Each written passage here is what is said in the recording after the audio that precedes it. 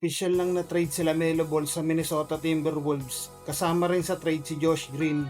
Kapalit nito nakuha ng Hornets si Naz Reid, isang first round pick sa 2033, tatlong pick swaps at tatlong second round picks. Marami ang nagulat sa trade na ito dahil sina Melo ang pangunahing player ng Hornets sa nakaraang mga taon. Kahit bata pa siya, isa na siya sa pinakamagaling na point guard sa NBA pagdating sa pagbuo ng opensa at pagbibigay ng magandang pasa sa kanyang mga kakampi. Mas magkakaroon sila ng player na kayang gumawa ng opensa at tumulong sa mga kakampi para makakuha ng madaling puntos. Exciting din na magiging tandem nila ni Anthony Edwards kapag nag-click sila sa loob ng court. Mas lalakas ang Timberwolves sa susunod na season. Para naman sa Hornets, mukhang gusto nilang magsimula ulit bukod kay Naz Reid. Nakakuha rin sila ng maraming draft picks na maaari nilang magamit sa susunod na taon.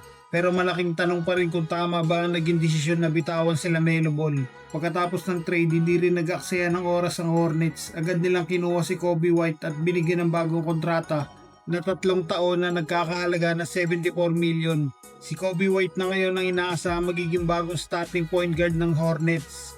Malaking pagkakataon nito para ipakita na kaya niyang pamunuan ang kupunan ngayong wala na sila Melo Ball. Samantala, may magandang balita rin para sa Phoenix Suns. Nanatili sa Suns si Mark Williams matapos siyang bigyan ng bagong kontrata ng 3 taon at nagkakahalaga ito ng $38 million. Magandang balita ito para sa Suns dahil nanatili sa kanila ang kanilang starting center. Kapag wala siyang injury, malaking tulong siya sa ilalim ng ring lalo na sa rebounds at depensa. Samantala, tinrade na din ng OKC ang sharpshooter na si Isaiah Joe papuntang Detroit Pistons kapalit ng 2 second round pick. Magandang addition si Isaiah Joe para sa Detroit dahil naghahanap sila ng mga shooters na ipapalibot kay Cade Cunningham. Sa OKC, nag-average si Isaiah Joe last season ng 11 points, 2 rebounds, 45% sa field at 42% mula sa 3-point area sa loob ng 71 games. Samantala, mananatili si Jose Alvarado sa New York Knicks matapos tanggihan ng kanyang 5.4 million player option at pumirma ng bagong 3-year $14 million.